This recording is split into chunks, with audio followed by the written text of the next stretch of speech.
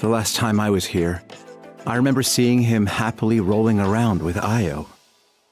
This is so sudden. Well, as the saying goes, illness strikes like a landslide. It's not uncommon for people and Saurians to just collapse overnight.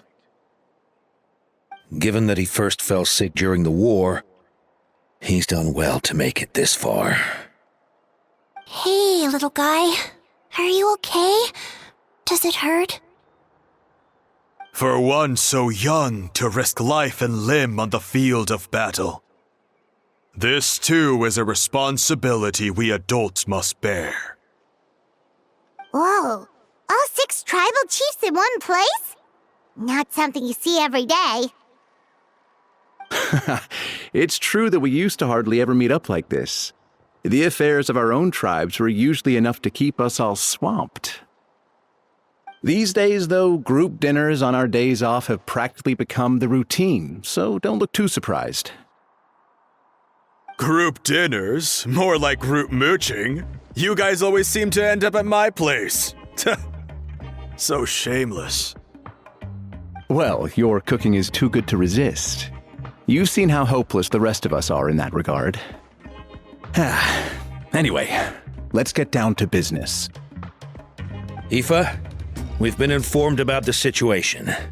Once again, it's a good thing you were here to help out.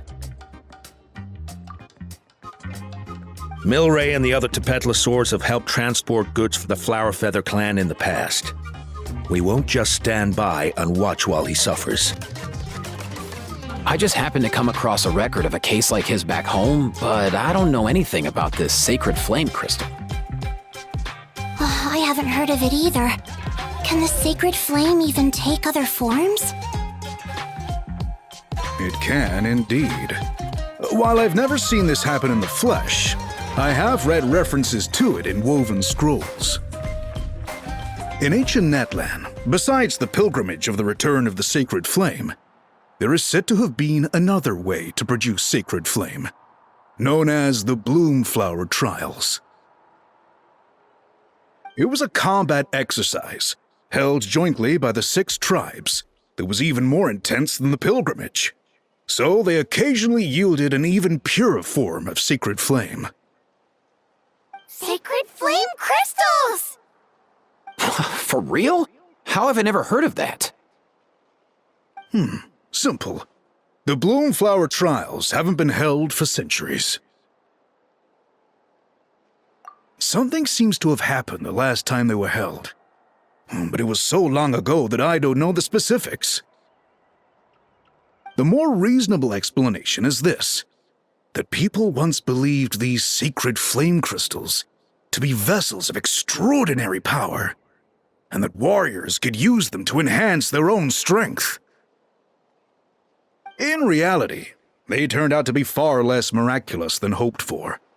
In some rare, very specific circumstances, they proved irreplaceable, but they were not so different from the regular sacred flame in essence. The pilgrimage produced enough sacred flame, making the Bloomflower Trials obsolete, and thus they were forgotten. I get it. So to save Milray, we have to revive the Bloomflower Trials and get all 6 tribes to take part. Ooh, that sounds rough.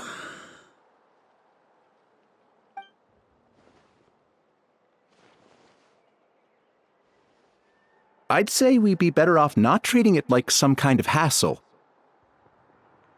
All 6 tribes need to take part, sure, but not everyone has to show up. We can keep it voluntary, so warriors who happen to have time can sign up and fight it out of their own accord.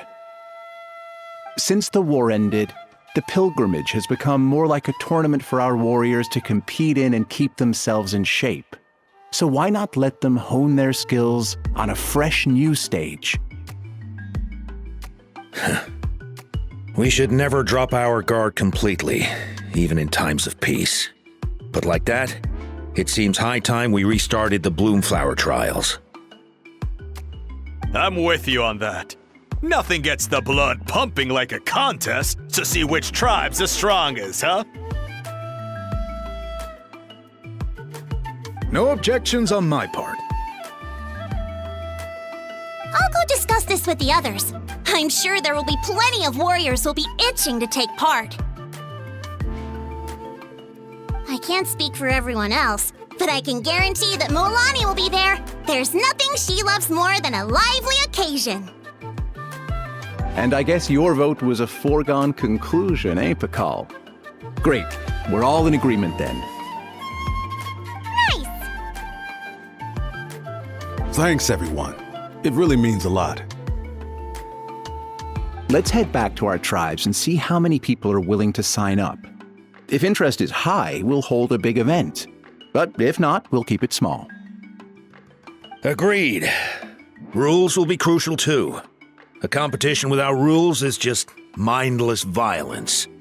And that's not what we want. I'll draw up an outline. Let's meet up at the Speaker's Chamber later. After all, we'll still need the Pyro Archon's final approval. Oh yeah, and we'll also need some Ocean Zephyrs to cure Milray. Who'll go gather them while we're organizing the trials? I've got that covered. I just noticed that some of Milray's friends have shown up.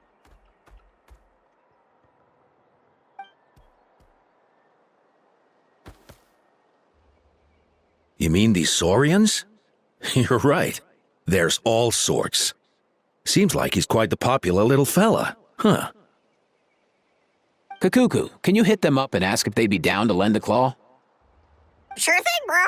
I've got you, bro. Must be nice having a Saurian companion who can talk.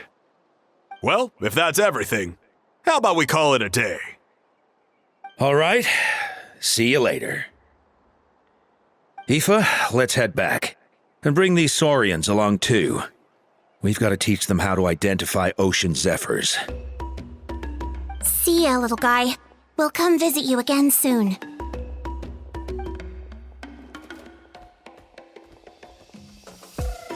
Whoa! They sure are quick on their feet. Guess they're chiefs for a reason. When they decide on something, it gets done right away. But that's what you're here for, right? Whenever Paimon puts things off, even for just a while, you'll handle them straight away. Oh, wow. Go away, bro. Even Kakuku's done with this conversation. I'll go spread the word. Kachina, you gonna sign up?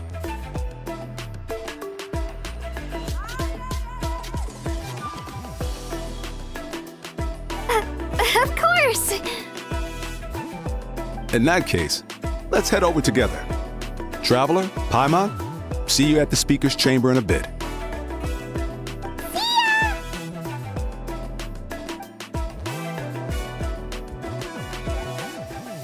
So far, so good.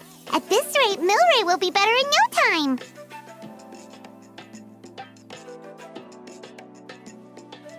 Oh, you're awake. Wanna try getting a bit more sleep?